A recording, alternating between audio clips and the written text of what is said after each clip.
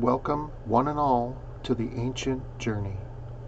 If you liked the video, don't forget to like, share, and subscribe to us. Today's journey, the Tik Tok Suitcase Murders. TikTok is a fun online media sharing platform where users can upload short videos of themselves. The platform is used to make a variety of short-form videos, from dancing to comedy to education, and videos are typically shorter, ranging up to 1 minute. On June 19th, 2020, TikTok user Ugg Henry filmed a TikTok of exploring a beach in the Seattle area.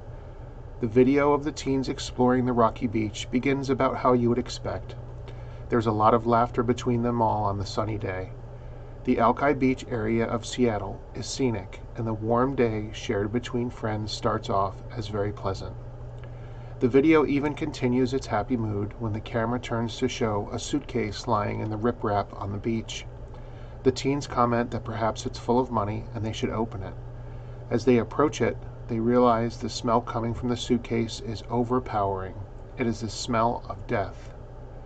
The teens call the police, who discover the remains of 2 people inside the suitcase. They also discover several trash bags floating in the area, containing more human remains. Police begin forensic examination of the bodies at the King County Medical Examiner's office. Police determine the cause of death to be gunshot wounds to the 2 persons, who are identified to be male and female. The 2 are identified as 35-year-old mother of 4, Jessica Lewis, and her boyfriend of 8 years, 27-year-old Austin Cash Warner. Police state they believe the 2 were shot to death on or around June 10th, days before the TikTok teens discovered them in the suitcase. Lewis had lived in Federal Way, Washington, a town that is south of the beach where she was found. Warner had lived in Kent, Washington, an area between Federal Way and the beach where he was found. In 2019, the 2 were living together in Burien, Washington on Ombaum Road. Jessica was a caregiver for disabled and hospice care patients. She was the mother of 3 sons and 1 daughter. Her family describes her as always happy and always smiling. Warner was described by friends and family as a country boy and an avid outdoorsman. He enjoyed country music and drove a lifted Jeep truck. Like a lot of people in 2020, Jessica and Austin were struggling.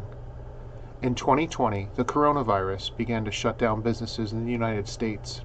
To assist with the effects of the shutdown on the economy, a law was enacted in the state of Washington where renters could not be evicted for non-payment of rent until March of 2021 at the earliest. Jessica and Austin were renting their room for a reported $1,500 per month from 62-year-old Michael Dudley. While Dudley may look like a friendly person, his past is the stuff of nightmares.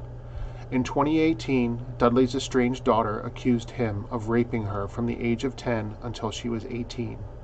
She had stated he frequently displayed firearms to her, which she felt was a threat. Witnesses reported that Dudley would place trackers on renters' cars, had killed one of the tenants' dogs with a hammer, and would try to lock tenants in his house if they threatened to leave. Dudley also had 911 called when he threatened a contractor with a firearm. Dudley had been arrested and charged with assault for attacking his girlfriend while he held a firearm in his other hand. She had described him as intense, extremely intelligent. Thankfully, witnesses began to come forward and be interviewed by police, allowing them to form a case against Dudley for the murders of Austin and Jessica. One witness told police that Austin and Jessica had told them that Dudley was kind of crazy. Another witness, who did not know Austin or Jessica, stated that she was moving into Dudley's apartment on June 9th. She told police that there were piles of clothing on the floor in the middle of the apartment, and she could see a bloody hand sticking out from under them. She told Dudley of what she had seen, and Dudley allegedly laughed. Dudley then asked if she could stay somewhere else just for the night, as he still had to, quote, clean up the mess. Other witnesses reported hearing sounds of an argument and gunshots coming from the resident.